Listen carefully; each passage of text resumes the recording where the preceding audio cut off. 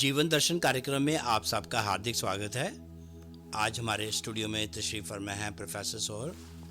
Professor साहब, सबसे पहले तो आपका बहुत बहुत धन्यवाद। आप इतना कीमती वक्त निकाल के हमारे स्टूडियो में आए और हमारे सामीन से कुछ विचार शेयर करने के लिए। आप हमें ये बताएं, जब हम जाप करते हैं वाहेगुरु, इसका मीनिंग क्या है? So the question is, what is the meaning of Waheguru in Sikh Dharma? We all know the linguistic meaning of the word Waheguru, but let's take a deeper dive to understand the spiritual meaning of Waheguru. The true meaning of Waheguru is to know the truth of the existence which I am part of. It takes your journey from knowledge to innocence of a child. It is saying, do not become more knowledgeable, but more innocent. Because in innocence, you can experience the true nature without bias. Remain wandering, that's what the word Waheguru is telling you. But be careful, do not turn your wandering into a question, as question lead to more knowledge, and knowledge is a false coin, and it does not work in the spiritual world. From the state of wonder, there are two paths, or we will say crossroads. One is of the questioning, which does not lead to the right place. It leads you into more and more knowledge without knowing. But the other path is enjoying in wandering with grace, the wonder of the life, the wonder of the existence, the wonder of the nature, the wonder of the blossoming of the flowers, and so on. Experience it with true innocence and learn from the deeper inner experience which cannot come from external spiritual books, doctrines, or the Vedas. When you truly know the knowing, you let go and then grow from within. But how you let go? Because you are becoming aware of yourself. Okay. And it is actually, I will talk about this thing as we'll talk in the concept of fear. There is a fear of ego and fear of death. Okay. And we have to really become aware of, once we become aware of, this fear is a bridge actually from ego to death. And you break this fear, you break the ego, you break the fear of the death. So as we were saying, when you truly know the knowing and you let go and then grow from within. So this is an internal growth. It's not coming from outside. And then you reach this aha moment, which is true awareness. Okay. Which is true awareness of itself, which you have learned by your own experience, but with the grace of a Satguru. So Guru is very important. This experience, which is your own nature, your own experience and own way of knowing this thing, is actually called, this experience is called Waheguru. So this Guru who has been awakened inside, and you're saying it's really wonderful. That's what Waheguru is. So even if you look at, Jesus also said, only who are innocent like children will only be able to enter into my Father's kingdom. So this concept of Waheguru is not only in Sikh Dharma, it's available, or it is recited in every faith and every religion. You can go and look into this thing.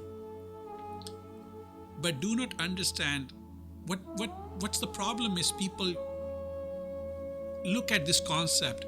A concept is alive in every faith, but is it really alive in when you worship? That's the question to be asked. But we do not understand this and take a literal meaning, thinking that this is an entity outside which is going to fulfill your desire and wishes.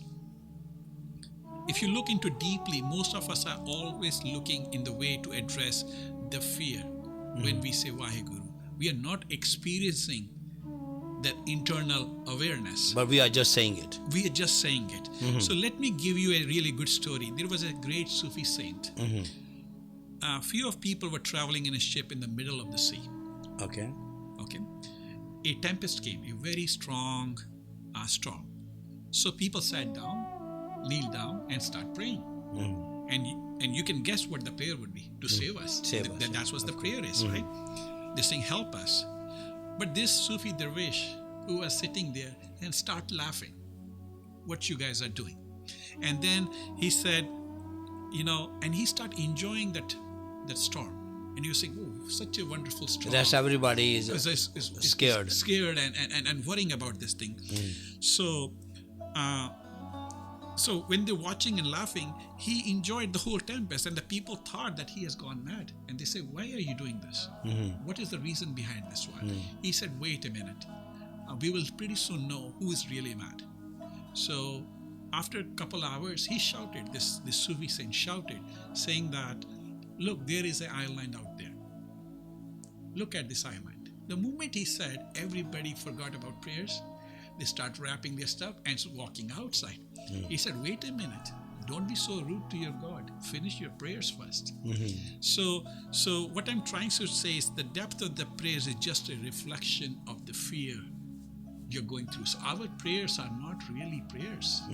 It's a fear. It's a fear. नहीं, सरल शब्दों में बताएं fear का meaning क्या है, आपकी definition क्या है, आप क्या समझते हो fear? इसी कोई fear कह रहे हो आपको कि हम जो प्रेयर कर रहे हैं वो बिकॉज ऑफ फियर? जैसे ये ग्रुप था, सभी को अपनी जान की पड़ी थी कि we are going to lose, the end is coming, right? So they were remembering the god. लेकिन वो फियर क्यों था? उस फियर का मूल तो मौत है. हम डर रहे हैं कि हम मर जाएंगे, राइट? बिल्कुल. और हर डर की जो रूट है वो मौत में है. Or when we say we were experiencing this Waheguru, the real experience, that experience is telling you that you don't really die. This body dies. Yeah. So once you become aware of that कि मैं नहीं मरूंगा. Bhagwan Osho used to teach a course. मैं मृत्यु सिखाता हूँ. People used to get worried. What you are talking about? I'm scared of death. In India, there are two biggest taboos. One is sex. Another is death. No, इस बारे में कोई बात करना ही नहीं चाहता. करना ही नहीं चाहता, right? तो लेकिन let's not talk about death. But when we talk about death, actually we are talking about fear is also a form of a death. You're dying. You're dying momentarily in a piece by piece, in a small motion. Death is a big fear. These are small fears. So that's what I'm trying to say. We use the word God and pray only when we are fearful. So really what fear is? Fear क्या है? हाँ. यही समझना है ना कि what is fear. So all fears and anxieties or desire, even we can it. Desire is another form of fear too. Because you're desiring something. You want something. You're not in the current moment. So it comes from the mind that is untamed. So what is untamed? Untamed means the mind is not serving you. You are serving. Mind is actually serving you. God has given mind for us to use it. But mind takes over and start using us. So we are not in the... So mind has become a master. Mind is the master. We have become the slaves. बिल्कुल ठीक. Okay. And the Buddha said that, Bhagwan Buddha, there is nothing to fear except your untamed mind, which is very powerful in itself.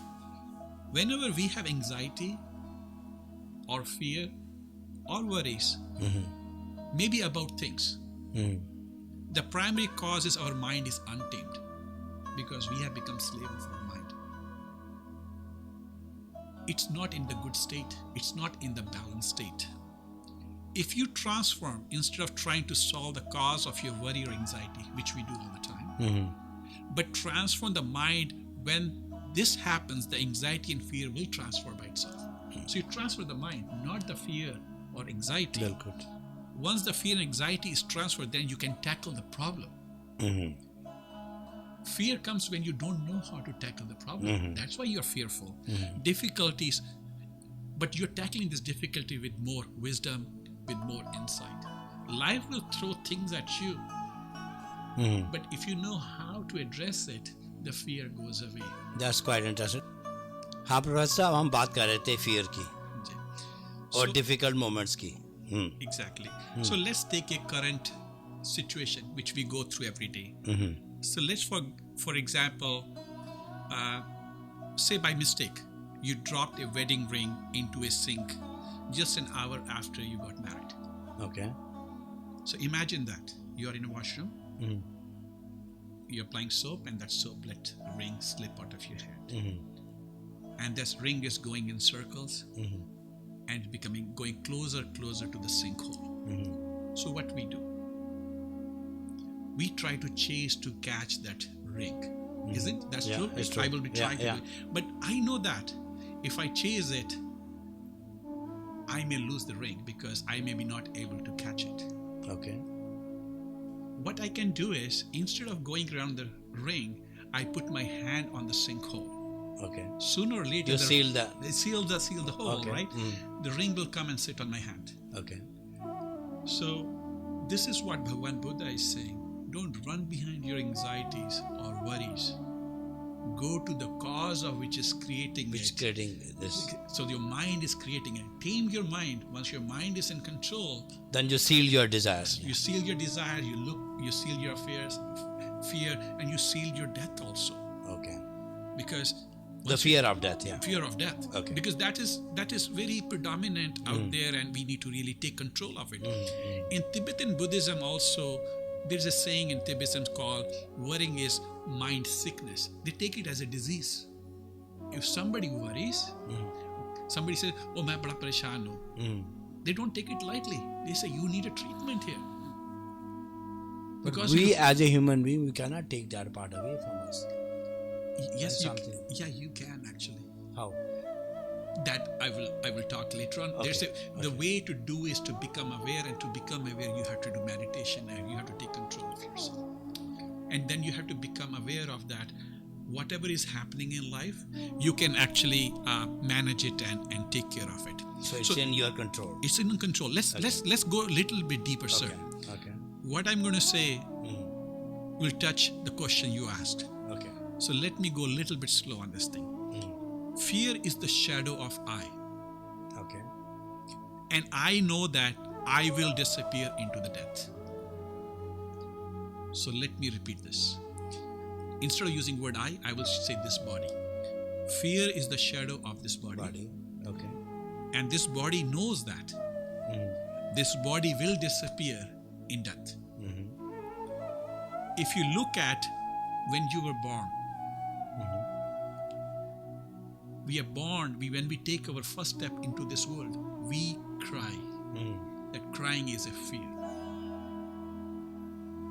Okay. Otherwise, what's the need to cry? So we come into this world crying. And we get unconscious with a lot of fear before we die. We don't know what death is. We get unconscious of the fear of the death. The basic cause of the fear is the death, and all fears are related to the death. Okay, so that's why knowing death is very important if you want to get rid of fear. Okay. You cannot get rid of fear until you know what death is.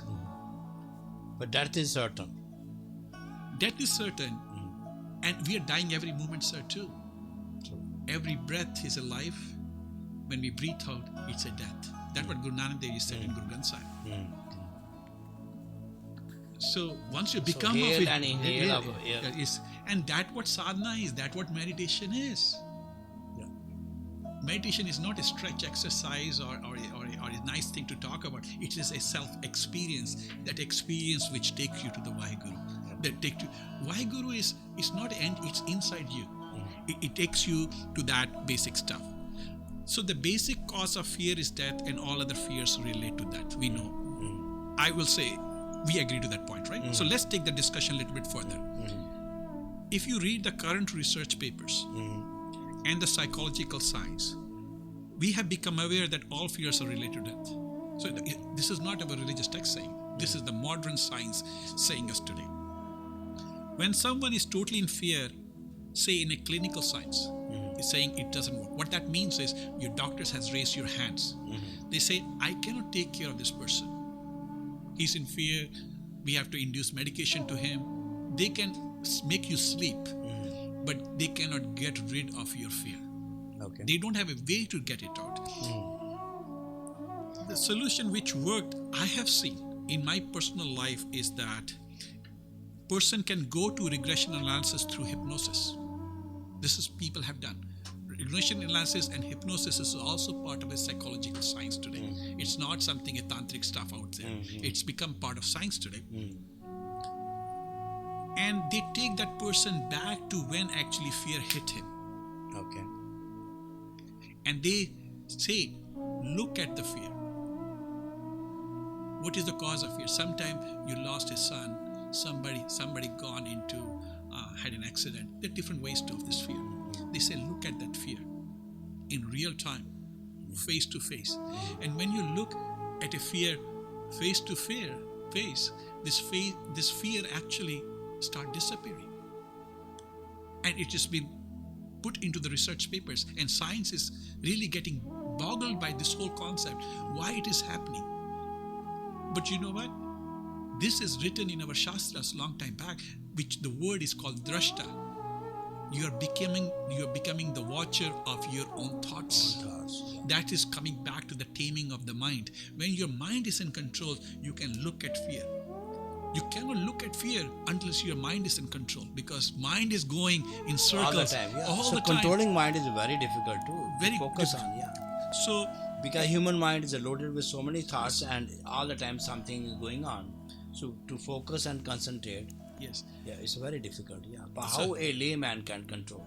So we will talk about how the layman. But before we go to layman, I was in a camp where Osho Bhagwan said, don't blink your eyes.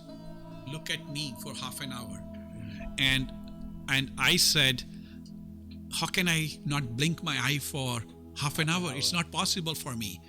And the message from Bhagwan was, if you cannot control your eyes for half an hour, then you don't have a right to say these are your eyes.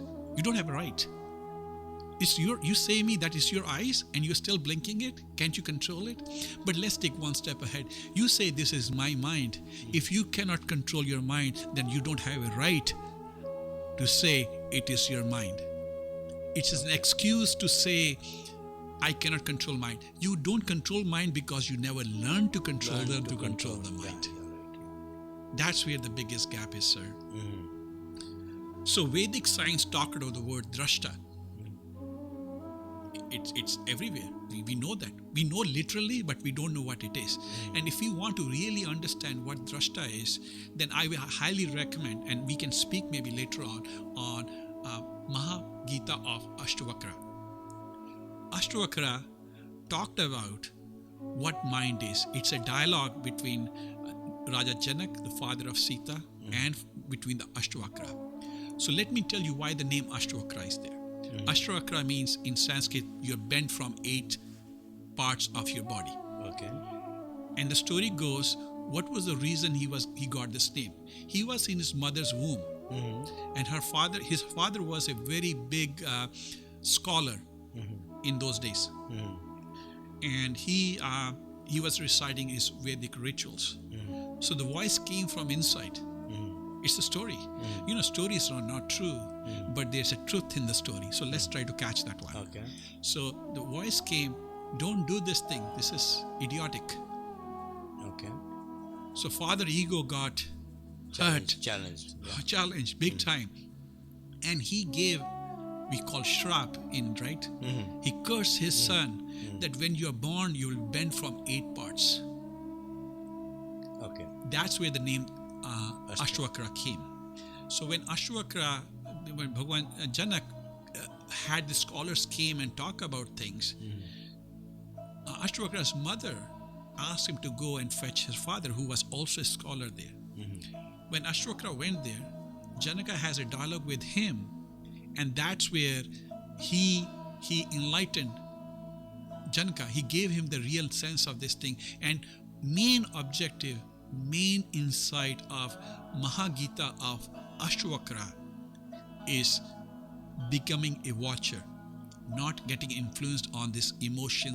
Bhagwan Osho used to teach 2 courses. One is Who I Am, Main Kaun Hu.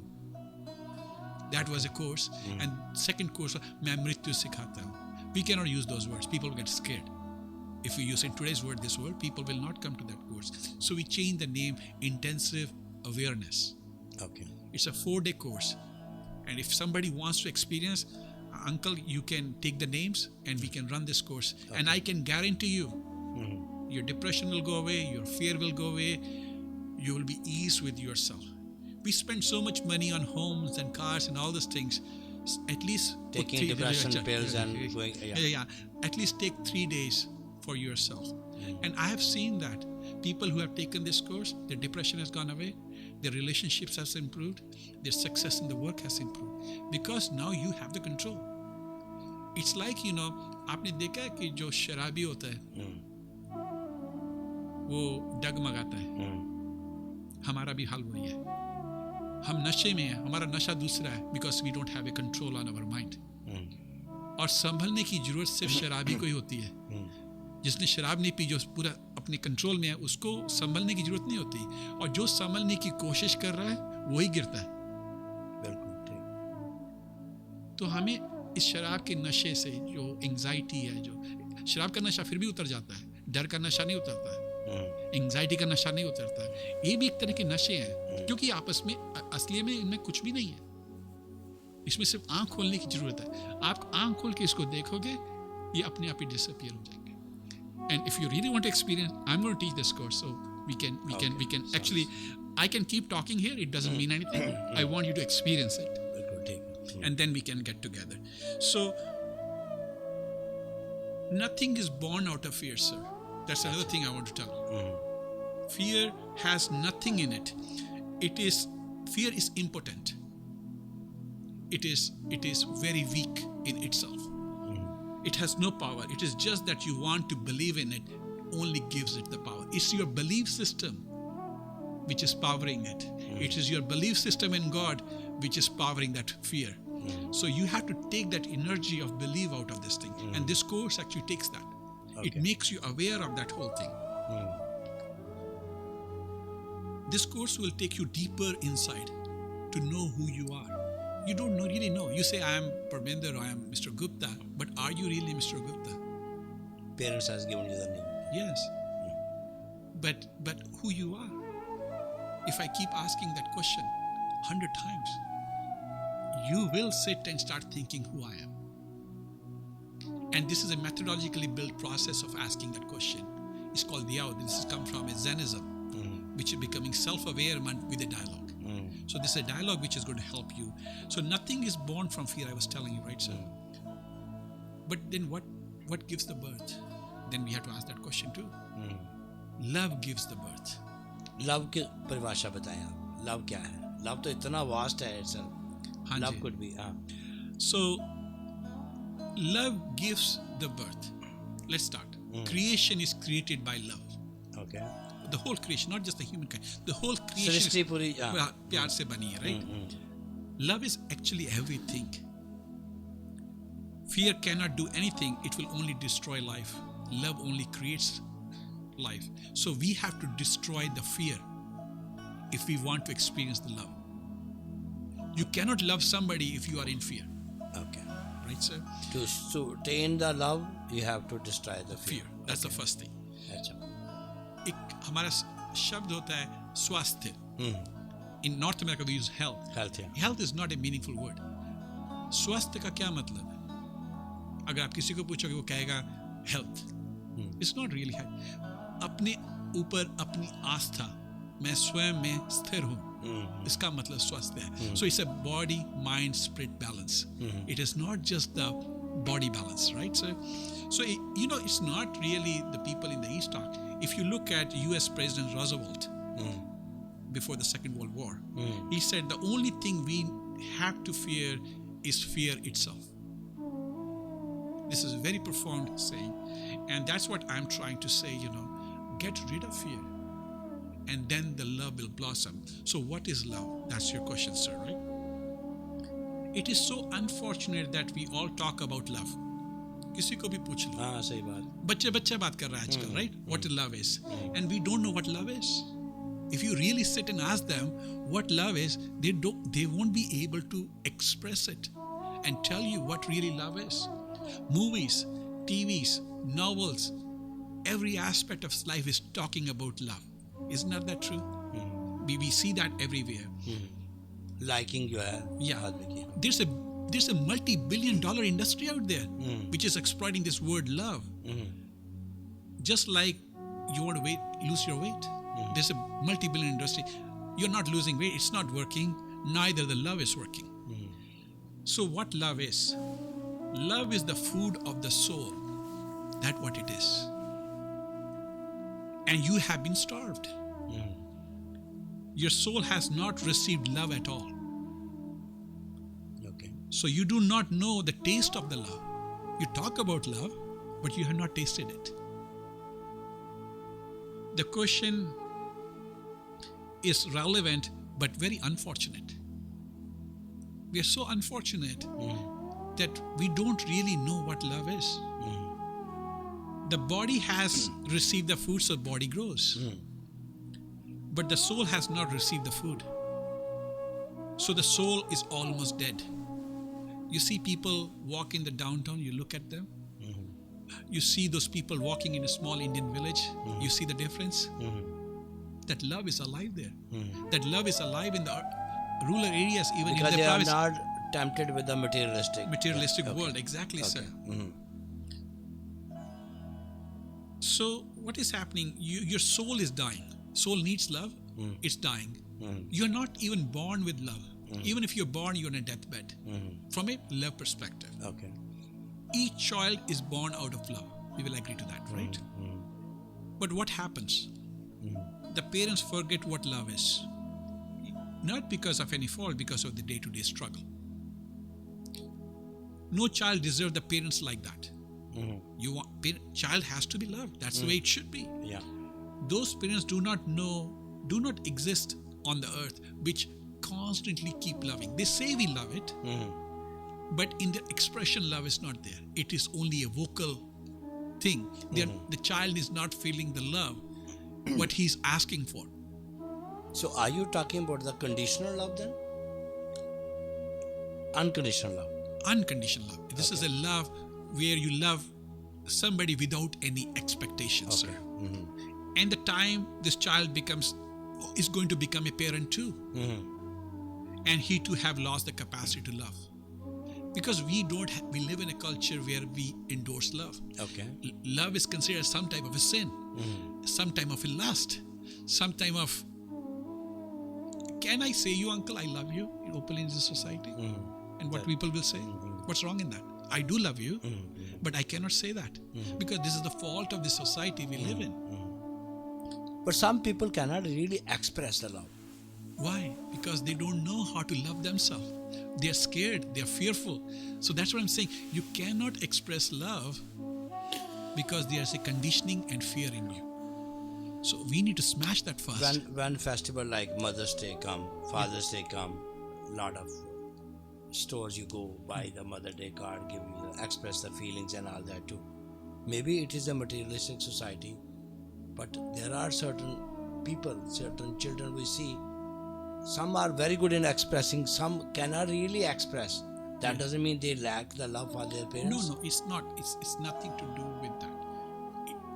This is a politics we're talking now. Okay. We're talking Mahatma Gandhi, we're talking Nehru. We're not talking mother and father. You know, the Mother's Day, Mahatma Gandhi Day and Indira Gandhi Day or Bapu's Day, that's all politicals. That should not be the mother and father. I love my mother, I love my father every moment. I need not to wait for a year to come. Till year come and to remember the mother and father. Okay. So this is a Western way of doing things, which is not right. So let's look at what you are trying to say is every day should be a Mother's Day. Every day, every moment should be a Mother's Day, right? Okay. Forget about every day. That's true. So have you seen here people have honeymoon after they marry? And that honeymoon doesn't last more than 4 weeks? That's the reality. Western society. It's in every society. So what is happening here? This is actually the death of the love. Because you don't know what the love is. You have some evangelization about love and you come to the reality and you see this is not what love is. This is not makes me happy. And it goes away. it goes away because you don't really know what love is. So it was a temporary. It's a temporary nature, sir. Now you will start lying. You say, I love you, but there's no love. I take care of you because we fail to change as we move into this country. Deep down they start feeling frustrated because he is not loved as he is. He's expected to do certain things and then only be loved. So Love, that is the conditional love. the conditional love. Love has become now a new condition, a contract. He will now be forced to become a doctor. He will be forced to become an engineer. He will be forced to become a professor or a businessman. But he wants to be a musician. He wants to be a painter. He wants to be a cook or something else. And he will become worthy in this new world. He will achieve. He will still become a doctor. But loses any sense of his eccentric true values. He feels that something has been stolen away from him. From him, yeah. His respect for himself is getting lost. So when a child is not respecting his parents or her parents, actually he lost his own respect first. That's what we should have mercy on that child, to fix it and know that love is getting transferred into guilt and fear for that child. Love is gone. Society will go away. The nation will go away. These are very fragile things which we need to really protect and take care of. Professor Sohal, let's say अभी ये हम love की बात कर रहे थे. हाँ जी.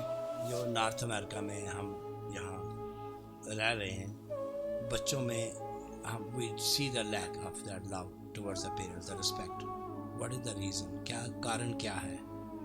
उस लेवल की शिद्दत का प्यार नहीं है जो हम में था, हमारे बच्चों में नहीं है, उनके आने वाली जनरेशन में भी बिल्कुल मिसिंग ही रहेगा. आप क्या सोचते हो? What is causing this? It's a very touchy subject. So when we say word love, that word love is actually an ego. Love is not there. Okay. Because we are creating the image of how we treated our father. We want same treatment From our children. from next generation. If you really love and care, there should be no expectations. Okay. So the message for the parents is, God has given you a gift. Take care of this gift. Okay. And love and care it. But we are not like that. That's a security insurance for us. We want, because even if you don't want to take money, you want to see your kids successful, because that's boost your ego. So what we are not talking about ourselves, we're talking about the child. So let's focus from the child. Okay. There was a great mystic called George Gurdjieff. Okay. And he was like a master, like Osho Bhagwan or Krishna Murti or Sai Baba, like we talk about. He was a Nanak of his own time in the Middle East. Okay. He was very profound and well known. He was an awakened master, and he wrote on his room where he used to teach his courses or give the lectures. If you are not at ease with your parents, which is father and mother, he precisely said that. Okay. Then go away. You are not worthy. I cannot do anything for you. Okay. So coming back to your question, sir, that because the problem has a reason, he's saying, and it has to be solved there. The problem is that in your family, with your parents, that has to be solved there. I cannot solve it. That's why in the olden tradition and every faith, we say, love your parents. Respect and have a deeper feelings for as possible as for your parents, because that is going to eradicate ego out of you, because that is the soil where ego actually started. It has to be taken care at that point. Solve it there where it arises. So what I will try to say is, it's not about us. It's about the child. And if child is not behaving normal to himself, forget about ourselves. Okay. It's nothing to do with ourselves. Normal to himself, then there's something to be thought through. And then this practice of self-awareness, mind control. What is happening is a child says something bad to you, you lose your balance. Okay. Now you are taking that anger out or anxiety out, which is coming back to is another type of fear which you have lost yourself. So first you go to airplane, right? And when those yellow bags drop, they say, please take care of yourself before you take care of the child. You have seen that, right? So I'm here saying is take care of your mind first. Don't implement things. So the core of this whole discussion we have today was we need to take control of our mind. That is the culprit. And mind is not real. Fear is not real. Ego is not real. And love is not. Love is the only thing which is real. You know, somebody asked, what is darkness? And Bhagwan Osho said, it's absence of light. So when you ask what mind is, it is absence of awareness. So we should focus on becoming aware. If we become aware, others will become aware because they get into that union. And if you experience that, then share with others and lift everybody else from that perspective. Professor Sohal, it's a wonderful talk. आपका बहुत बहुत धन्यवाद. इतने बढ़िया topic पे इतने सादगी से आपने इतना डिफ़िकल्ट टॉपिक को टच किया और सिंप्लीफाइड करके हमारे श्रोताओं को बताया. We are really grateful and we are